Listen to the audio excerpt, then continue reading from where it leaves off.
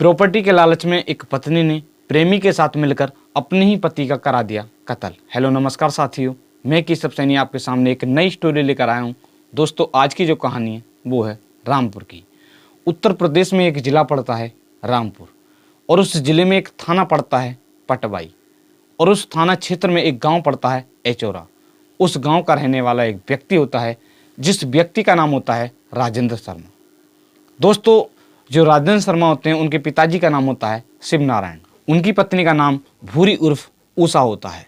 दोस्तों, ये जो शादी होती है ये दूसरी होती है। राजेंद्र सिंह की ये दूसरी शादी होती है। पहली शादी उनकी एक थाना पड़ता है नवाजगंज, और उस थाना क्षेत्र के रहने वाली एक लड़की होती है, जिस लड़की का नाम होता है प्रीति। प्रीति के साथ शादी होने के पश्चात ये जो रिश्ता है ये कुछ दिन तक चलता है और इसके पश्चात टूट जाता है। सन 2018-19 के लगभग में जो प्रीति होती है वो अपने मायके चली जाती है, और इसके पश्चात जो ये रिश्ता है ये टूट जाता है। इसके पश्चात जो राजेंद्र शर्मा होते हैं वो रुद्रपुर में काम करने के लिए चले जाते हैं। दोस्तों, वहाँ पर काम करते करते उनकी इसी बीच एक लड़की से मुलाकात होती है, जिस लड़की का नाम होता है भूरी।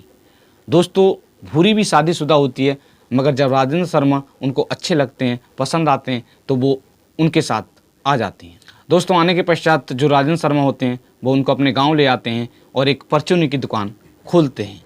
राजेंद्र शर्मा कभी कभी गांव में घरेलू सामान बेचने के लिए चले जाया करते थे। जो दुकान होती है, दुकान पर उनकी पत्नी, जिसका नाम होता है भूरी, वो रहा करती थी। दोस्तों, इसी दौरान भूरी का एक व्यक्ति जिसका नाम होता है दिनेश, उसके साथ प्रेम प्रसंग शुरू हो जाता है। दोस्तों, जो दिनेश होता है वो थाना शहजाद नगर के जादौरपुर का रहने वाला होता है। दोस्तों, जब इसके बारे में उसके पति, जिसका नाम होता है राजेंद्र शर्मा, उनको पता चलता है तो वो अपनी पत्नी भूरी को डांटता है, समझाता है, मगर उसकी जो पत्नी होती है भूरी, वो नहीं मानती है। उनका प्रेम प्रसंग फिर भी जारी रहता है। दोस्तों, इसी तरह इसी बात को लेकर आए दिन उनके घर में झगड़ा होता रहता था।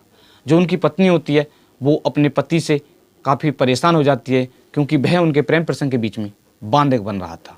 दोस्तों, जब वो अपने पति से परेशान हो जाती है, क्योंकि वो उनके प्रेम प्रसंग के बीच में बांधक बन रहा था, तो वो अपने प्रेमी के साथ मिलकर जो उसका पति होता है उसे मारने की प्लानिंग बनाती है। वो अपने प्रेमी को प्रॉपर्टी की लालच देती है, कहती है कि मेरे नाम प्रॉपर्टी है, अगर मेरे पति को किसी कारण से मेरे पति ने अपने नाम प्रॉपर्टी करा ली तो हमारे पास कुछ नहीं रहेगा। इस कारणवश अगर जो राजेंद्र शर्मा होते हैं इनकी अगर हत्या कर दी जाए तो जो प्रॉपर्टी है वो अपने नाम रह जाएगी। इस दिनेश भूरी की बातों में आ जाता है, और आने के पश्चात इस प्लान में वो 3 अन्य व्यक्तियों को भी शामिल कर लेता है। इसके पश्चात पांचों मिलकर जो राजेंद्र शर्मा होते हैं उन्हें मारने की प्लानिंग बनाते हैं। दोस्तों, प्लानिंग के अनुसार 20 दिसंबर सन 2023 की रात लगभग 11 या 12 बजे का समय था। उस समय उनके घर में 4 लोग जाते हैं, और जाने के पश्चात जो राजेंद्र शर्मा होते हैं उनकी हत्या कर देते हैं। दोस्तों, इस हत्या में उनकी जो पत्नी होती है, जिसका नाम होता है भूरी, वो भी शामिल होती है। भूरी जो राजेंद्र शर्मा होते हैं उनके मुंह में कपड़ा टाइप ठूस देती है, जिससे कि वो आवाज़ ना निकाल सकें, और जो अन्य व्यक्ति होते हैं वो रस्सी से गला घोंटकर उसकी हत्या कर देते हैं। हत्या करने के पश्चात वो जो भूरी होती है, भूरी के हाथ पैर बांध देते हैं, जिससे कि किसी भी व्यक्ति को ये शक ना हो कि भूरी ने ये हत्या कराई है। दोस्तों, इसके पश्चात जो लोग होते हैं, जो आरोपी होते हैं, वो उनके जो राजेंद्र शर्मा होते हैं उनके शव को घर से बाहर फेंक देते हैं, और इसके पश्चात वो वहाँ से फरार हो जाते हैं।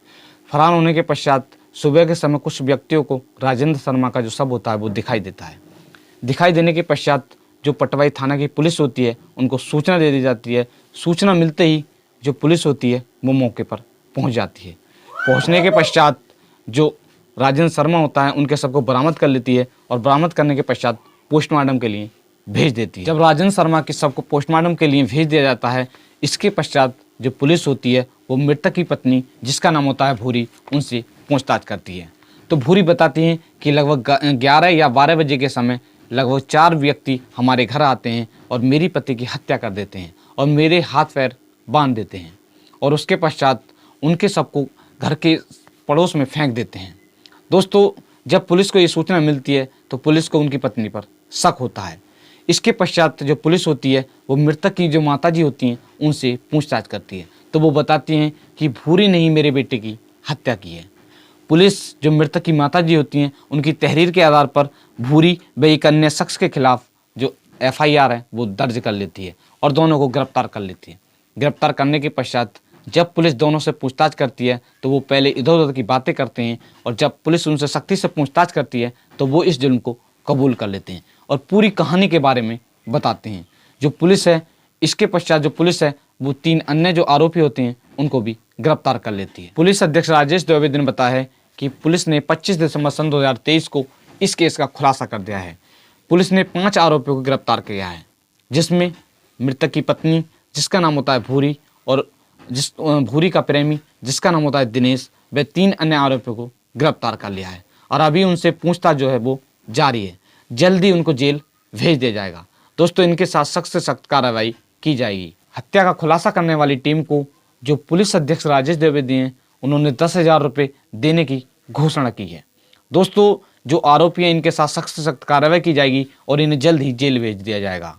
दोस्तों, आज की कहानी को सुनाने का उद्देश्य आपको परेशान करना नहीं है, सिर्फ आपको जागरूक करना है। दोस्तों, अगर आप हमारे यूट्यूब चैनल पर पहली बार आए हो तो चैनल को सब्सक्राइब करें, वीडियो को लाइक करें और शेयर करें।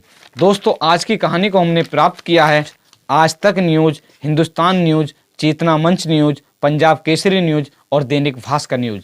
इन सभी न्यूज़ से मिलकर इस कहानी को तैयार किया है, जिसका लिंक आपको वीडियो के डिस्क्रिप्शन में मिल जाएगा। तो दोस्तों, मिलते हैं नेक्स्ट कहानी के साथ।